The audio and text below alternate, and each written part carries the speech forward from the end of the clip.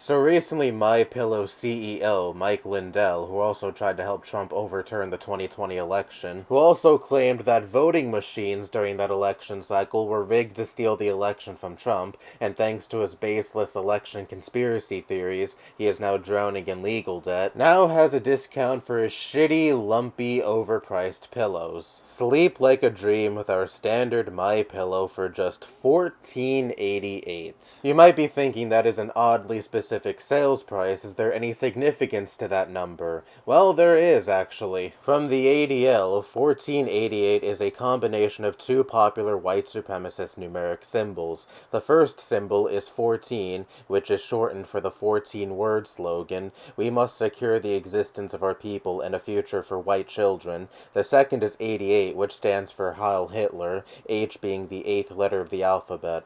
Together, the letters form a general endorsement of white supremacy and its beliefs. At this point, when it comes to people who are politically in tune at least, 1488 is not a Nazi dog whistle anymore, it is a goddamn fucking bullhorn. And if you go into the replies on Twitter, you see a whole bunch of Nazis who know exactly what Mike Lindell was signaling with this tweet, saying based or jokingly saying, "I'll buy 6 million of these pillows," obviously referencing the death count of Jews during the Holocaust. And this got me thinking, Mike Lindell is a prominent figure within the Republican Party. He's not a politician, of course, but he has close ties to Trump. Again, he helped Trump attempt to overturn the 2020 election. And here he is openly catering to those who are part of the extreme end of right-wing politics. At what point do we not say anymore that white supremacy and fascism are not just ideologies that the most fringe and extreme people in this country ascribe to, but rather ideologies that one of the major political parties in this country is openly embracing? Even if many Republican Party officials are not out-and-out neo-Nazis, they're definitely very comfortable with catering to these people and letting them dictate the discourse. We just recently had that stupid fucking hoax in Ohio, where supposedly there is an epidemic in Springfield of Haitian migrants eating cats and dogs. This all stemmed from a Facebook post where some lady was like, "Hey, I heard from a friend of a friend that Haitian migrants are eating cats and dogs in Springfield. Someone should look into this." Yes, one Facebook post spreading an unfounded rumor with zero evidence to back it up. Very reliable source. But of course, facts and evidence don't matter one iota to many right-wingers, and a neo-Nazi group named Blood Tribe helped spread this bullshit to the point where it caught on like wildfire, and eventually reached the ears of Donald Trump and J.D. Vance. You even had Trump during the debate 2 weeks ago spouting off that Haitian migrants in Ohio are eating cats and dogs. And then when he was confronted that there is no basis to this rumor, both city officials and law enforcement in Springfield said that there is no such thing happening in this town. Trump was like, "Oh, but I saw people talking about it on TV." The thing is, it doesn't matter to the Republican Party and much of the voter base that these rumors are completely unfounded. J.D. Vance even slipped up recently in a CNN interview with Dana Bash and said that they're creating a story when talking about this. The end goal is to sow racial division and hatred and to make those things palatable to the American public. Because hatred is ultimately what the Republican Party is fueled by. How often do you hear them talk about fixing this country, making it better, without having that be intertwined with demonizing immigrants or demonizing LGBTQ+ people or any other minority they don't like? The end result of a major political party stoking racial tension and normalizing bigotry for decades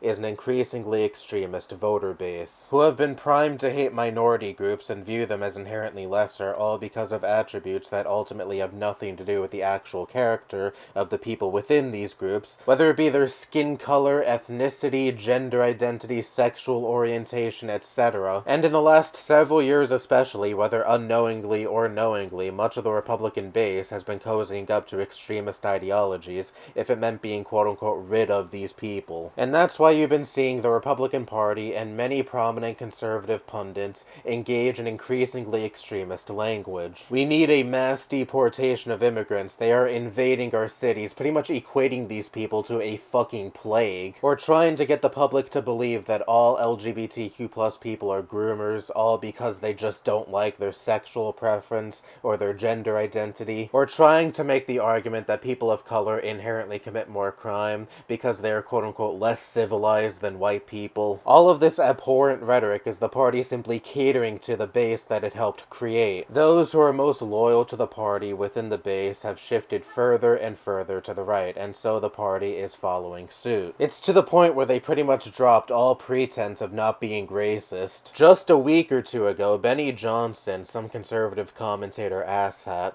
shared a video from a right-wing YouTuber that is supposed to serve as proof of Haitian migrants eating cats and dogs in this town. And the video just consists of the dude interviewing residents in this town who say this is happening with no proof. But in the first, 10 or so seconds of the video, you have one of the residents referring to these migrants as either porch monkeys or sand monkeys. I forget which slur exactly was used, but regardless, both slurs do not apply to the Haitian migrants. Sand monkey is a slur that refers to Middle Eastern people, but I'm sure your average white racist in this town thinks Haiti is probably in Africa or some shit. Porch monkey is a slur directed at black people to characterize them as lazy. Do you want to know what Springfield, Ohio was before the influx of Haitian migrants? A dying town. Many of the predominantly white residents in this town were not working, and then here come all of these Haitian migrants who were looking for jobs, and they helped revitalize this town's economy. Republicans are essentially saying they'd rather this town just die and be forgotten to time than be revitalized by immigration, because it flies directly into the face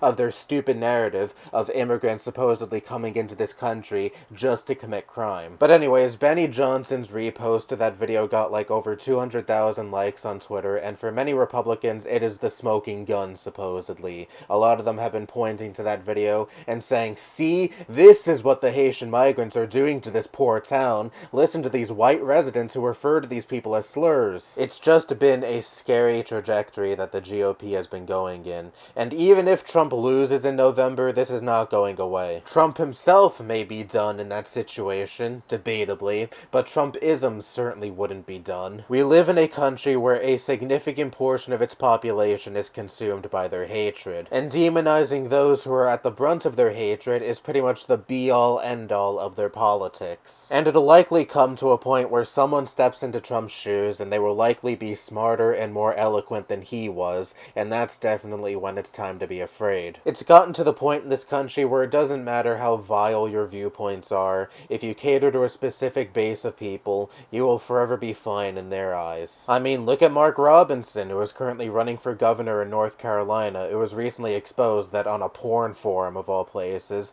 he was talking about how much he hates Martin Luther King. He referred to himself as a black Nazi. He said slavery wasn't such a bad thing and that he would buy a few slaves himself if it were still legal in this country. He also talked about peeping on women in gym bathrooms. And it wasn't like this guy wasn't already an out-and-out vile piece of shit before this revelation either. He's openly said that he wants to ban abortion, ban contraception. He's equated LGBTQ+ people to maggots. In response to the Pulse nightclub shooting, he wrote, "Homosexuality is still an abominable sin, and I will not join in celebrating gay pride, nor will I fly their sacrilegious flag on my page." He's also said that he would love to go back to when women couldn't vote in this country, and that is still just scratching the surface when it comes to how reprehensible this dude is. And yet this guy won his primary. Now look, he's still slated to lose to the Democrat he's running against and could very well tank Trump's chances in North Carolina, and to that